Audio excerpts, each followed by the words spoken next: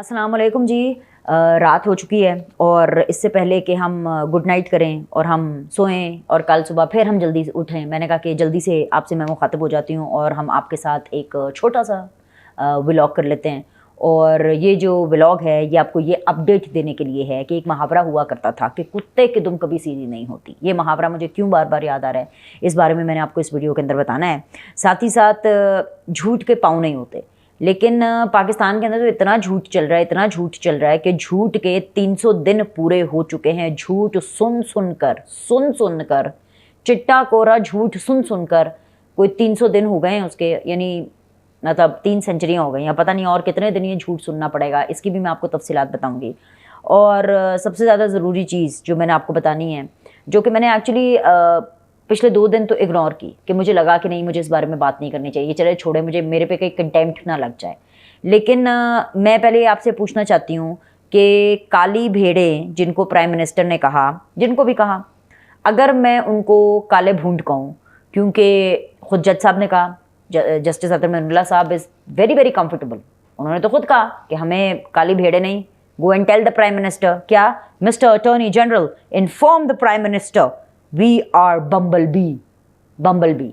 तो अगर मैं उनको काला भूंड बोलूँ तो मेरे पे कोई कंटेम्प्ट तो नहीं लगेगा, कोई गुस्सा तो नहीं आएगा। मतलब मैं तो बड़े अच्छे माहौल के अंदर, आपको पता है, मैंने कहा कि चले थोड़ा टाइम ऑफ लें away from the major cities, और फिर भी आपसे कनेक्ट रहता है और कनेक्ट करना ही है, ज़रूरी है आप लोग के साथ कनेक्ट। तो मैं ज़रा थोड़ा चिल माहौल में थी, लेकिन फिर जब इस तरह की बातें आती हैं और इस तरह की सूरत हाल हमें देखने को मिलती है, और यहाँ पर जैसे मैंने आपको अपनी पिछली वीडियो में बताया था कि टेलीविज़न तो मेरे पास नहीं है, मेरे पास न्यूज़ चैनल्स का कोई एक्सेस टेलीविज़न के पॉइंट ऑफ व्यू से नहीं है, लेकिन सोशल मीडिया का एक्सेस है, जो भी थोड़ा बहुत इंटरनेट आता है। मैंने देखा कि जी हैशटैग चल रहा है, हैशटैग अज़्मो हिम्मत के 300 दिन, तौबा अस्तग़फ़ार। ये अज़्मो हिम्मत के 300 दिन है, ये अज़्मो हिम्मत के नहीं, ये झूठ के, ये डर के, ये रोने के, ये पिटन के, ये सियापे के 300 दिन है। ये वो 300 दिन है जो कि इमरान खान साहब के जेल में होते हुए हुए हैं, और उनकी बाहर जो ब्रिगेड बैठी हुई है, उन्होंने पता नहीं उनसे कंटेंट चेक कराया है कि नहीं कराया है, बगैर कंटेंट चेक कराए उन्होंने ये कैंपेन एक शुरू कर दिया। अच्छा भाई, बहुत बहुत लोचा चल रहा है, बहुत ज़्यादा लोचा चल रहा है बाकी पूरे पाकिस्तान के अंदर। अजीबोगरीब किस्म की सूरत हाल हो रही है। पाकिस्तान तहरीक इंसाफ के ऑफिशियल अकाउंट से ट्वीट हुआ है, और जिस टाइम पे मैं वीडियो रिकॉर्ड कर रही हूँ, इस ट्वीट को किए हुए 3 घंटे गुजर चुके हैं। इस ट्वीट के अंदर नीचे वीडियो लगाई हुई है अलीमा खान की, और अलीमा खान साहिबा ने तो फिर से रियासत पे चढ़ाई की है, तरियाँ लगाई हैं, धमकियाँ लगाई हैं कि हमने नहीं करनी डील, हमने नहीं पीछे हटना, और साथ ही साथ उन्होंने काले भुड्डो को ऑर्डर भी लगाया है। ठीक है, अब वो क्या ऑर्डर है वो मैं आपको बताती हूँ। अलीमा खान की पीटीआई ऑफिशियल वालों ने verified with blue tick account, जिसके पैसे दे करके, भाई कोई तो उसके पैसे दे रहा होगा ना ब्लू टिक के, तो इसका मतलब वेरीफाइड अकाउंट है, इस अकाउंट को अपना मानते हैं। तो भाई उस वेरीफाइड अकाउंट को ऊपर वीडियो लगाकर उन्होंने ट्वीट किया है कि आज इमरान खान ने कहा, कौन कह रहा है कि जेल में मेरे पास एयर कंडीशनर वाला बड़ा कमरा है, मुझे तनहा डेथ सेल में रखा गया है, ना वकला से मिलने दिया जाता है, इमरान खान की ब्लड टेस्ट रिपोर्ट तक नहीं दी जा रही, लेकिन ये जो मर्जी कर ले, इमरान खान ने डील नहीं करनी। ये अलीमा खान का पूरा बयान, जो कि पाकिस्तान तहरीक इंसाफ के ऑफिशियल जो पेज है उसके ऊपर उन्होंने किया। अब मैं आपको सिंपल से एक चीज़ बताना चाहती हूँ, एक एक जुमला, एक एक लफ्ज़ जो इस ट्वीट में लिखा है, और जो एक एक लफ्ज़ अलीमा खान ने बोला है, वो सरासर झूठ है, सरासर बेबुनियाद है। इमरान खान को जो डेथ सेल के ख्वाब है ना, मुझे लगता है एक दफ़ा इनका ख्वाब पूरा कर देना चाहिए। मुझे ये बताएं कि 7 कमरों का डेथ सेल कौन सा होता है? काल कोठरी, मौत की काल कोठरी, वो काल कोठरी जहाँ पे सजाए मौत के कैदियों को रखते हैं, उसको काल कोठरी इसीलिए कहा जाता है, और उसको डेथ सेल इसीलिए कहा जाता है क्योंकि जब वहाँ पे बंदा अंदर जाता है ना, तो आपको मौत का ही एहसास होता है, ना रोशनी आती है, इन्नी जिन्नी निक्की जिन्नी खिड़की होती है, रोशनी भी उसके अंदर इतनी कोई ज़्यादा आती नहीं है। ठीक है, एक दरवाज़ा होता है, और ऐसे ठक ठक नॉक करके ऐसे नीचे से खाना फेंकते हैं। वहाँ पर जिस कैदी को रखा जाता है, which was one and only Zulfikar Ali Bhutto, जिनको उसमें रखा गया था। इनका जो इमरान खान साहब का शौक़ है ना, ये इनका पूरा नहीं होता, इसलिए क्योंकि इमरान खान को अपना आप पसंद नहीं है। वो कभी भुट्टो बनना चाहते हैं, कभी वो शेख मुजीब बनना चाहते हैं, कभी वो महातिर बनना चाहते हैं, कभी वो कुछ भी, जो भी उनको अच्छा लगता है, जिससे भी इम्प्रेस होते हैं, वो बनना चाहते हैं। ठीक है, क्योंकि इमरान खान साहब की अपनी कोई सोच, अपनी कोई आइडेंटिटी नहीं है कि ये मैं हूँ, ये मैं करूँगा, और ये मैं एक नई चीज़ लेकर के आऊँगा। हाँ, नया कुछ एक लेकर के आए हैं, गालियाँ, झूठ, रोने, पिटन, स्यापे, इसके अलावा और कुछ वो नया नहीं लेकर आए। 7 कमरों का मुझे पहले आप ये बताएं कि डेथ सेल क्या होता है, कैद तन्हाई में रहना क्या होता है, क्योंकि अलीमा खान उसमें कह रही मिलने भी नहीं देते भी। कैद तन्हाई में रहना क्या होता है, मैं आपको बताती हूँ कैद तन्हाई में रहना क्या होता है। कैद तन्हाई में रहना ये होता है कि नवाज शरीफ जब अपनी बीमार बीवी को बिस्तर मर्ग पर छोड़ करके पाकिस्तान आते हैं, उनको एक दिन बहुत अजीब लगता है। वो जेल के सुपरिटेंडेंट से कहते हैं कि मेरी बेगम से बात कराते। जेल का सुपरिटेंडेंट कहता है सॉरी मैं नहीं करा सकता क्योंकि मुझे इजाज़त नहीं है। नवाज शरीफ साहब फिर थोड़ी देर के बाद उसको कहते हैं, वो कहते हैं मैं नहीं करा सकता। तीसरी दफ़ा नवाज शरीफ साहब उसे कहते हैं अच्छा आप मेरी बात ना कराएं, आप लंदन फ़ोन करें, मेरे बेटे से पूछें, मेरी फैमिली जो लंदन में है उनसे पूछें कि क्या मेरी बेगम ठीक है। जो जेल के सुपरिटेंडेंट हैं वो जवाब देते हैं कि हम ये भी नहीं कर सकते। उसके कुछ टाइम के बाद वही सुपरिटेंडेंट इन तक खबर पहुंचाते हैं नवाज शरीफ तक कि आपकी जो बेगम है वो अब इस दुनिया में नहीं रही हैं, इन्ना लिल्लाहि व इन्ना इलैहि राजिऊन। इसे कहते हैं कैद तन्हाई। नवाज शरीफ और मरीम नवाज़ एक ही जेल में थे, अलग अलग सेल्स में। नवाज शरीफ ने कहा कि ये ख़बर आप में से कोई नहीं देगा मरीम नवाज़ को, ये ख़बर मैं ख़ुद दूँगा। उसके ऊपर भी पहले इजाज़त ली गई कि क्या नवाज शरीफ मरीम नवाज़ के जो उधर कमरा है, जो मरीम नवाज़ जिस जेल में है, क्या उधर जा सकते हैं, उनके लॉकअप में जा सकते हैं। फिर जब पूरी इजाज़त हो गई तो नवाज शरीफ चल के जब वहाँ गए और जब मरीम नवाज़ को बताया गया कि आपसे नवाज शरीफ मिलने आ रहे हैं, तो मरीम नवाज़ परेशान हुई। मरीम नवाज़ ने भांप लिया था कि कुछ एक्स्ट्रा ऑर्डनरी, कुछ गलत हो गया है, कुछ बुरा हो गया है, क्योंकि इस टाइम पर अगर नवाज शरीफ साहब आ रहे हैं और इस तरह से आ रहे हैं मुझसे मिलने के लिए, तो ये कैसे होता है। इसको कहते हैं कैद तन्हाई, इसे कहते हैं कैद में जुल्म। जब आपके इतने करीबी साथी का पर्सनल लॉस हो तो आप कैसा फील करेंगे, ये इसको कहते हैं। इसके अलावा जी ये जो अलीमा खान साहिबा हैं वो ऑर्डर लगा रही हैं कि हमने डील नहीं करनी क्योंकि ये इमरान खान को मारना चाहते हैं। कौन मारना चाहता है इमरान खान को? क्या अलीमा खान रियासत के ऊपर फिर से इल्ज़ाम लगा रही हैं? क्या वो फिर से आर्मी चीफ के ऊपर इल्ज़ाम लगा रही हैं? ये लोग सुधरने वाले नहीं हैं। इनकी जब तक छितरौल नहीं होगी, क्योंकि इनके जो कॉन्फिडेंस है ना 9 मई के बाद वो यहाँ तक पहुँचे हुए हैं। और क्यों पहुँचे हुए हैं? क्योंकि 9 मई मिस हैंडल हुआ है। 9 मई इन लोगों ने किया है, लेकिन ये मिस हैंडल हुआ है क्योंकि इनके लोगों ने प्रेस कॉन्फ्रेंसेस की, डर में भागकर जो भी, और उससे एक लीवरेज मिला, उससे वो कार्रवाइयाँ और वो छितरौल इनकी नहीं हुई जो इनकी होना बनती थी, तो ये चौड़े हो गए। अब इनको लगता है कि ये इतने बड़े बन गए हैं, इतने बड़े बन गए हैं कि इनको एक्चुअली कोई नहीं रोक सकता और इनको एक्चुअली जो है वो कोई नकेल नहीं डाल सकता। लेकिन ये इनकी बहुत बड़ी भूल है। ये जो चौड़ हुए हैं ना, जो इनके जो कॉन्फिडेंस जो खुले में, उसकी वजह से। साथ ही साथ अलीमा खान ने कहा कि जी क्योंकि हमें मिलने नहीं दिया जाता वकीलों से, तो इस वजह से जो है ना हमारी मुलाकातें भी नहीं होती हैं। तो और हालांकि पीछे से किसी ने लुकवा दिया कि सुप्रीम कोर्ट का ऑर्डर है, तो कहती है सुप्रीम कोर्ट का ऑर्डर, मैं भी तमाम जजेस से कहूँगी, मैं सबसे कहूँगी, तमाम जजेस से कहूँगी कि देखें जी हमारे साथ कितनी नाइंसाफ़ी हो रही। मुलाकातें मैं आपको बताती हूँ क्या। नवाज शरीफ की देखिए, मैं एक वज़ीर आज़म, साबिक़ वज़ीर आज़म का दूसरे साबिक़ वज़ीर आज़म से ही मुकाबला करूँगी ना। इमरान खान का बीनर सलीम से तो मुकाबला हो नहीं सकता, या बीनर सलीम का नवाज शरीफ से तो मुकाबला हो नहीं सकता, या आप देखने वालों से तो मुकाबला नहीं हो सकता ना। अब आपने कोई बुरा नहीं मना लेना। वो मैं इसलिए आपको कह रही हूँ क्योंकि एक वज़ीर आज़म जिसको निकाल दिया जाता है और फिर उसके बाद उसको जेल में डाला जाता है, और वो खुद अपने आप को सरेंडर करने के लिए जेल में आते हैं, और दूसरा वज़ीर आज़म जिसको वोट ऑफ नो कॉन्फिडेंस के ज़रिए, जो कि एक वाहिद आइनी तरीका है, आइन एक ही रास्ता देता है मुंतखब वज़ीर आज़म को घर भेजने का, वो वोट ऑफ नो कॉन्फिडेंस है। उसके ज़रिए उसको निकाला जाता है और उसके बाद वो पूरे पाकिस्तान में आग लगा देता है, और फिर उसके नतीजे में होता 9 मई होता है, और फिर और इस बीच में तोशाखाना भी होता है, इस बीच में साइफ़र भी होता है, और इस बीच में बहुत कुछ हो जाता है। और जब 9 मई होता है और फिर जब जेल में होते हैं और फिर भी उसमें शर्म हया का अंसर ज़रा भी ना आए, तो मैं तो इन्हीं लोगों का ही मुकाबला करूँगी कि उसके ऊपर भी नाशुक्री, देसी मुर्गी, देसी खाना, देसी घी, व्हाट्सोएवर, और लोगों को बता रहे हैं डेथ सेल, आर्टिकल्स में लिख रहे हैं डेथ सेल। बाहर के मुल्कों में आर्टिकल्स में लिख के बता रहे हैं कि हमारे मुल्क का जो आर्मी चीफ है और हमारे मुल्क की जो एजेंसीज़ हैं वो कितना जुल्म सितम इस पर कर रही हैं। आज अलीमा खान साहिबा कह रही थी where are the human rights. Human rights तब किधर थे जब नवाज शरीफ की जो बीवी है उनसे वो बात करने के लिए तड़प रहे थे। उस दिन किधर थे ह्यूमन राइट्स? मैंने तो कहीं नहीं सुना। कि नवाज शरीफ ने कहा हो कि जी ह्यूमन राइट्स किधर है। मैंने तो आज तक नहीं सुना कि मरीम नवाज़ ने कहा हो कि ह्यूमन राइट्स किधर है। मैंने तो उनकी पार्टी की बेंचेस से कभी इस तरह की आवाज़ नहीं सुनी। मैंने कभी बेनज़ीर भुट्टो के मुंह से या कभी मैंने नुसरत भुट्टो के मुंह से उनका कोई क्लिप निकाल दें, कोई ऐसी कोई बात बता दे जिसके उन्होंने ये कहा हो कि जी हाँ जी ये तो ह्यूमन राइट्स की खिलाफ वर्जी हुई है। बड़ी ग्रेस के साथ जेलों को देखा है, बड़ी ग्रेस के साथ जेलों को फॉलो किया है, झूठ के साथ नहीं जेलों को फॉलो किया।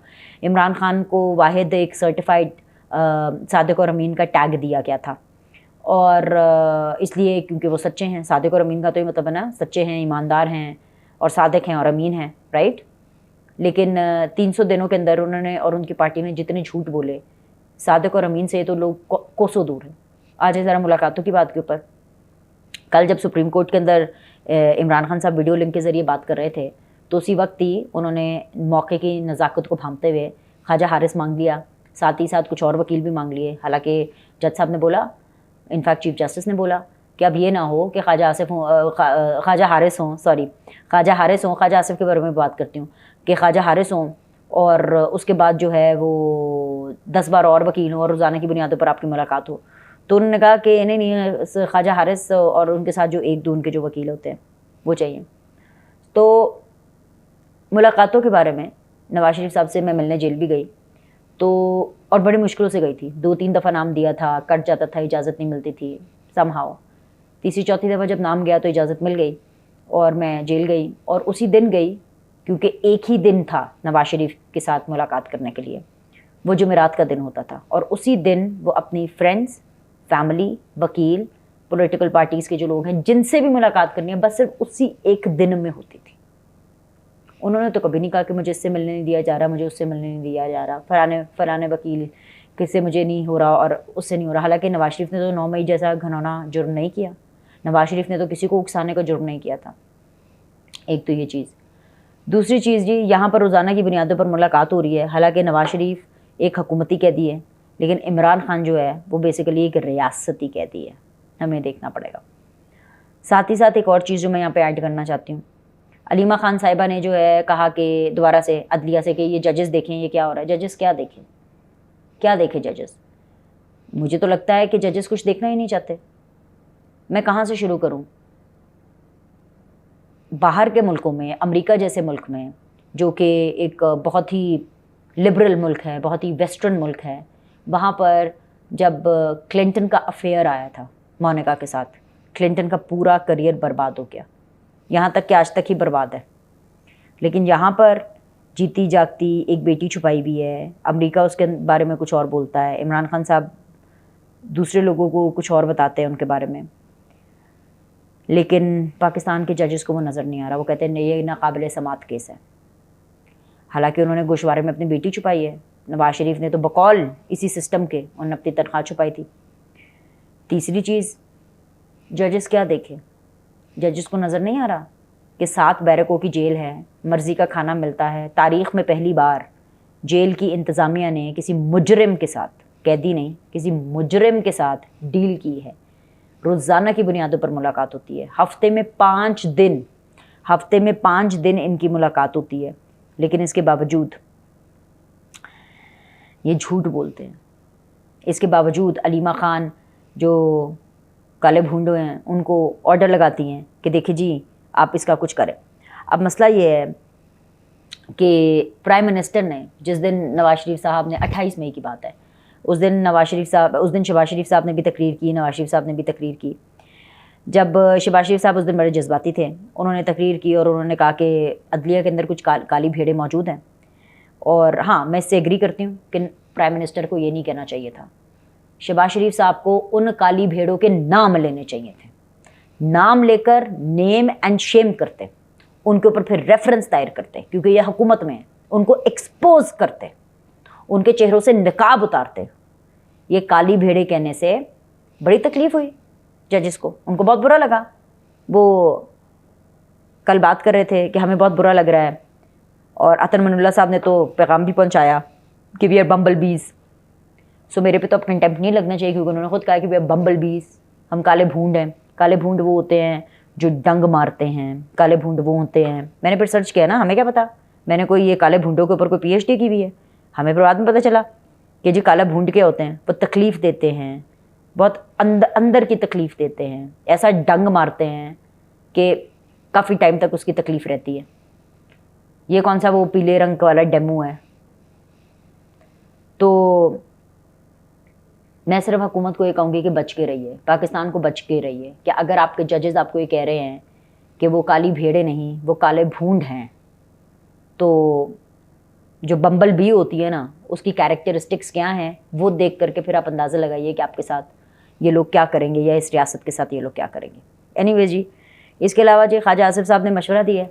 ख्वाजा आसिफ साहब का मशवरा बहुत ज़बरदस्त है।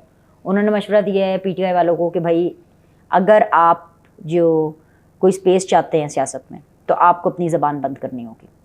और ये मैं इसलिए कह रही हूँ कि बहुत अच्छा मशवरा, इसलिए नहीं कि जी ये कुछ बहुत बोलते हैं और बड़े कोई एंटी इस्टेब्लिशमेंट हैं। ये मैं इसलिए बोलती हूँ, मैं असल में ना आपको ट्वीट निकाल के दिखा रही हूँ, एक बड़ी ही ज़बरदस्त ट्वीट जिसको देखकर आप सबके आंखें खुल जाएंगी। PTI ऑफिशियल के ऊपर एक और ट्वीट है।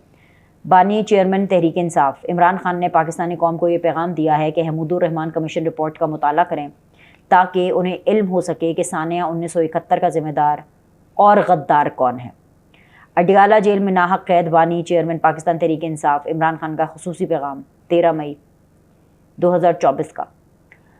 उस ट्वीट को आज फिर अब से 2 घंटे पहले ट्वीट किया गया। ऐसे तनाजुर में जब FIA साइबर क्राइम की टीम गई, इमरान खान ने कहा चलो भागो, मैंने कोई बात नहीं करनी। गौहर खान बार सफाइयाँ दे रहे हैं, उमर अयूब इस बारे में सफाइयाँ दे रहे हैं, राउफ हसन इस बारे में बात कर रहे हैं। जो बाहर की PTI बाज नहीं आने वाली है, पार्टी की जो मौजूदा दस्तयाब क़यादत है, जो बाहर है, जो जेल में नहीं है, जो पार्लिमान में भी है, जो स्पोक्स पर्सन भी हैं, जो टेलीविज़न शोज़ पे भी आते हैं, वो मौक़िफ़ कुछ और दे रहे हैं और सोशल मीडिया अभी तक डटा हुआ है। किस किस अकाउंट से इमरान खान इनकार करेंगे? किस किस अकाउंट के कंटेंट से कहेंगे कि नहीं नहीं ये तो मुझे नहीं पता था? किसका क्या? इसका ये मतलब है कि अभी तक इमरान खान साहब इस चीज़ पर डटे हुए हैं और कायम हैं। मैं सिर्फ आप लोगों से पूछती हूँ, और मैं बल्कि वो जितने भी काली भूंडे हैं उनको ये देखना चाहिए कि अगर आपकी हिस्ट्री, अगर आपकी आइन की पामाली हो रही है, अगर आपकी हिस्ट्री की पामाली हो रही है, अगर रियासत पर अटैक हो रहे हैं सिर्फ इसलिए क्योंकि जजेस पर अटैक नहीं हो रहे, हालांकि जहाँ से मैं देख रही हूँ जजेस पर भी अटैक हो रहे हैं। ये इन्होंने माहौल बनाया हुआ है, प्रेशर डालते हैं जजेस पर, ऐसी पूरी पूरी कैंपेनिंग्स चलाते हैं। तो अगर ये हो रहा है तो आप इनको होने देंगे? ये किस तरह की जमहूरियत है? ये किस माशरे में होता है? ये किस महज़ब माशरे में होता है? हमने तो अभी महज़ब माशरा बनना है, हमारी तो तहज़ीब ही चली गई। हमने तो अभी एक डेवलप्ड कंट्री बनना है, हम तो अभी तक एक डेवलपिंग कंट्री हैं, बल्कि हम तो उससे भी अभी नीचे हैं। अभी तो हमने तरक्की करनी है, अभी तो हमने आगे बढ़ना है, लेकिन कैसे बढ़ना है? इस अप्रोच के साथ आगे बढ़ना है कि इमरान खान अपनी ज़िद हठधर्मी पर डटे हुए हैं, जहर उगलने में, झूठ बोलने में, और वहाँ से अदलिया भी एक स्ट्रॉन्ग स्टांस नहीं दे रही है, और अगर दे भी रही है तो उसका तासुर ये जा रहा है कि ये PTI की B टीम बने हुए हैं और ये इमरान खान साहब की स्टारडम के आगे कुछ कर नहीं पा रहे हैं। हुकूमत आपको वैसे ही पता है कि उसके बंधे हुए हाथ होते हैं हमेशा से, ये सिर्फ इसलिए नहीं कि शहबाज सरकार है, हमेशा से ही हुकूमतों के बंधे हुए हाथ होते हैं। हमने तो नहीं गुनाहगार आंखों और कानों से देखा और सुना कि किस तरह से अदलिया के ज़रिए मुंतखब वज़ीर आज़म को घर भेजा गया, कभी कोई कंटेम्प्ट के चक्कर में चल गया, कोई बेटे से तनख्वाह ना लेने के चक्कर में चला गया। मुझे तो समझ नहीं आ रही है कि ये क्यों नहीं संभल रहे हैं। तो ये जो जलती पर तेल का काम है ना, ये जो लोग कर रहे हैं, और सबको अच्छे से पता है कौन कर रहा है। इमरान खान को अच्छे से पता है कि वो क्या कर रहे हैं, adding fuel to the fire. तो जब आप जलती पर तेल डालेंगे ना तो आग और भड़कती है, और जब वो आग भड़कती है ना तो अपने शोलों के अंदर किस किस को लपेट में ले ले पता नहीं होता। अभी के लिए इतना ही। लाइक करें, सब्सक्राइब करें। आपसे अगली वीडियो में मिलते हैं।